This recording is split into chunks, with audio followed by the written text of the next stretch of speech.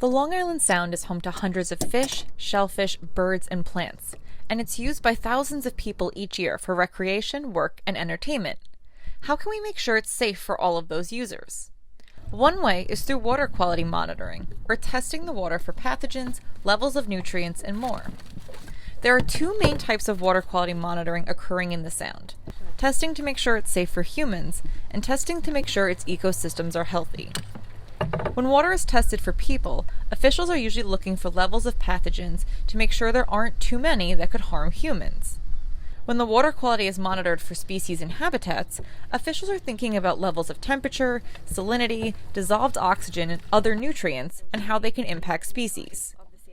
The Norwalk Health Department and other local health departments in the region do a lot of the first, testing to make sure the water is safe for humans. So what she's going to do is she's going to go into about waist-high depth. She's going to plunge the sterile container down about a foot or 18 inches straight down the water, come straight up, seal it, and then that's it. Then she'll come in, we'll put it back in the cooler on ice, and we'll move on to the next sample. The Norwalk Health Department frequents 15 sites across the city and gathers more than 20 samples of water each Monday. We're testing for enterococci. It's an indicator organism for fecal matter from either animals or humans. The main thing we're trying to do is indicate that it's there. We just want to keep it. If it's enough of it, we don't want people swimming in it because you can get quite sick from it if you ingest it.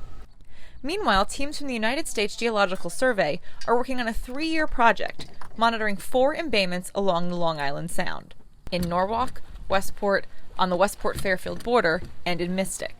Started our monitoring last May.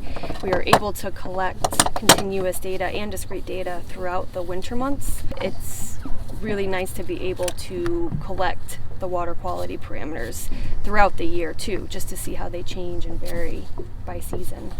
Their goal is to track levels of things such as chlorophyll and dissolved oxygen at different times, seasons, and tide cycles to learn how they change and evolve, and what that means for the Sound's ecosystems. Week by week, month by month, also during the different tidal cycles, we can really see the dissolved oxygen concentrations, productivity during the day, respiration at night, how large those swings are. That continuous information is really starting to be very useful to local communities and the state as well. Local leaders, state officials, and more can use this data to make decisions related to the Sound and how it's used. Reporting for Coastal Connecticut Times, I'm Kelly Prinz.